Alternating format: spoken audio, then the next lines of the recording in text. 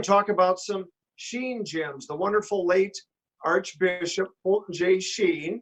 And he always started out his great Emmy-winning show with Fritz Kreisler, one of his converts, who had the Vienna March. So we have a few strands of the Vienna March there that you can pipe up for us to our great producer, Kent Klahowski.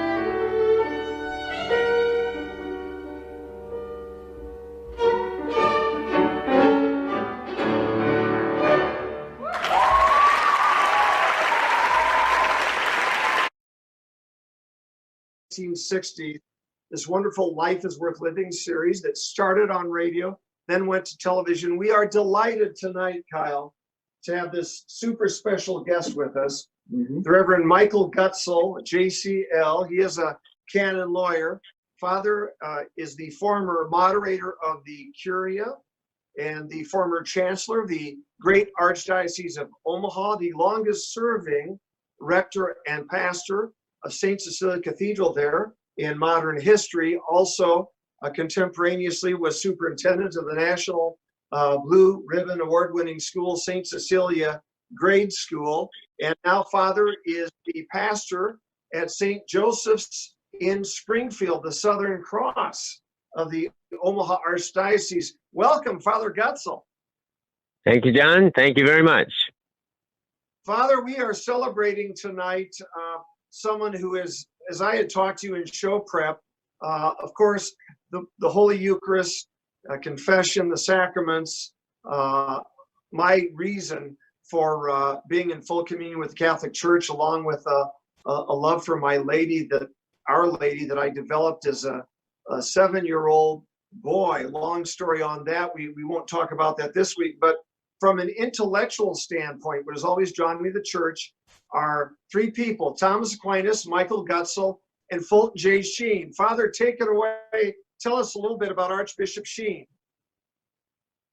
Well, he was popularly known in the early 60s as kind of the TV priest, the TV Catholic.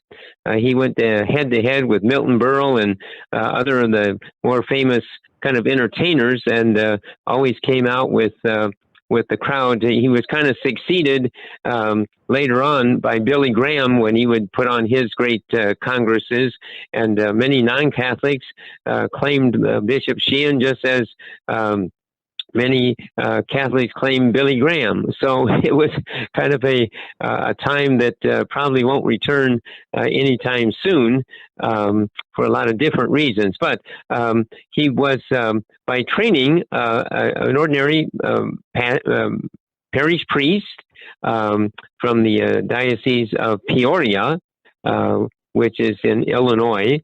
And he did advanced philosophical work and was a long time, at least 20 years, professor at the Catholic University of America in Washington, D.C. And in his professional life as a philosopher, he was the first American to be awarded the esteemed French prize for superiority in philosophical thought and writing, and also socially and politically, because he was a figure of the time. But there was no mistake about what his purpose was, which was to provide as clear and applicable explanation of what it was to be a believing Christian and Catholic, especially in those post-World War II times. Here with Father Michael Gutgsell, JCL, canon lawyer, currently a pastor of St. Joseph's Catholic Church in Springfield, Nebraska, one of the outposts in the Omaha metro area, just south of Omaha. Father Gutgsell, what impresses me out here in rural Iowa, people of a certain age that are Protestant Christians still show a great affection for Bishop Sheen. What accounts for his ability to transcend even sectarian lines? Well, I think even with sectarian lines, there is a certain fundamental basis to the profession of faith, and that, of course, would be the creed. And although not all non-Catholic Christian denominations are creedal in the sense of that being the base, the scriptural roots for the creed are commonly shared as well. And so he was a great kind of summarizer and used all manner of kind of expressions and examples that help people to grasp some of the important facets of what it is to be a follower of Jesus Christ in the world that followed the great Second World War, and kind of putting, if you will, the world back together again, which called for that kind of a foundational sort of understanding of what it was not only to be a Christian, but how to take that into the world and to apply it in the kind of reforming of society following a war that touched virtually every part of the world. You know, Father, I got a quick question for you. How did Fulton Sheen, is venerated Fulton Sheen now, isn't he? Or is he close? The beatification is near. How did young people perceive him? I think we hear all this worry about young people in the church today, and he was very orthodox, but was very popular. Can you shed a little light on how you think of that? Well, clearly the world was in a very different place then than it is now. And the wonder of communication, of course, with television was kind of a novel sort of thing. And in those days, there weren't 300 channels as cable offers it, and who knows how many others from other ways.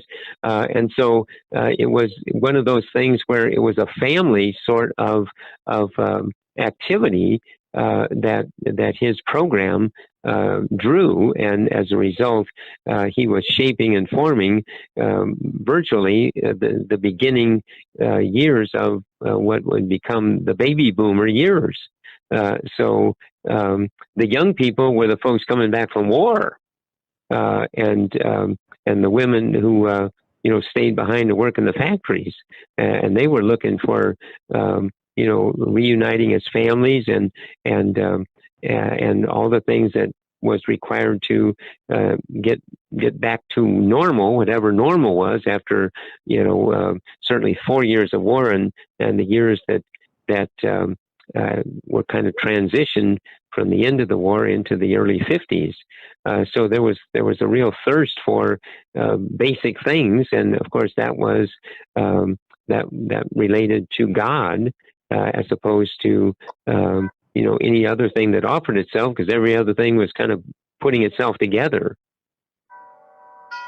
Indeed, Father. You're listening to Fiat Ministry Network here as the bells ring, and no one rang better bells than Father Gutgsell from the beautiful, vaunted St. Cecilia Cathedral. Father, those bells had names, the cathedral. Just I digress. What were the names of the bells at St. Cecilia Cathedral? Well, the smallest one was named after one of the apparition sites of Mary in France, Our Lady of Lourdes. The middle bell, that was about a 1,500-pound bell. Wow. The next one was Helen, and the first one, or the largest one, was was Henry, if I'm not mistaken. They were the Epson husband and wife. Their family donated those bells in honor of their parents. Yeah, those are magnificent when you hear them, especially during the Angelus hours. Well, I showed Kyle tonight, I have the St. Joseph CD collection of Life is Worth Living, which were the audios. There are 45 separate CDs. There are 45 CDs, and these are all different program vignettes from what were essentially 5-minute radio vignettes. But then he took that Life is Worth series. He got a television contract for that. Father, he started out in black and white, and he ended up in color. And TV was very primitive, but he some sort of special somebody erased those blackboards for him in between.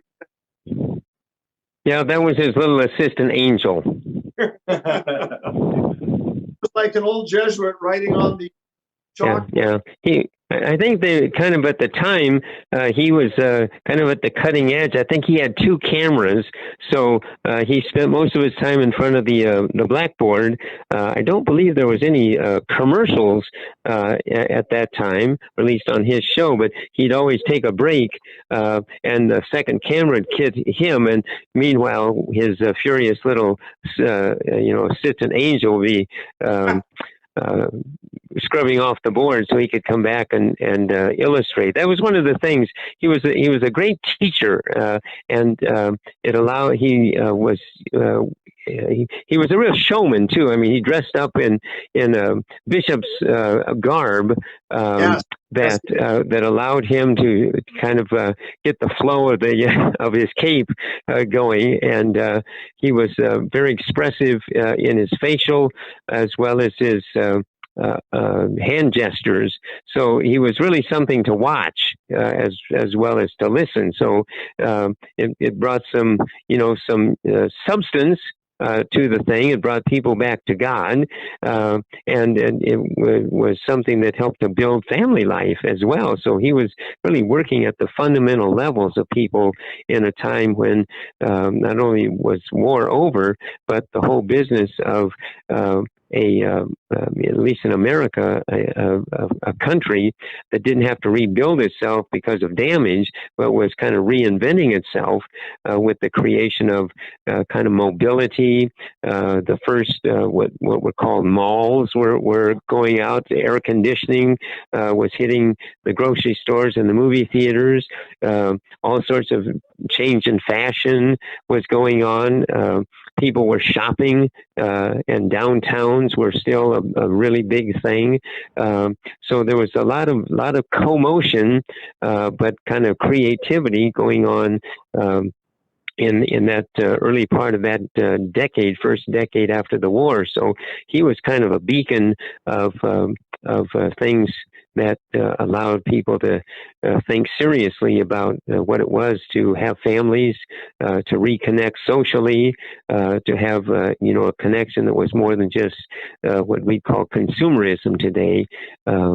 So he was very had his finger on the pulse of things.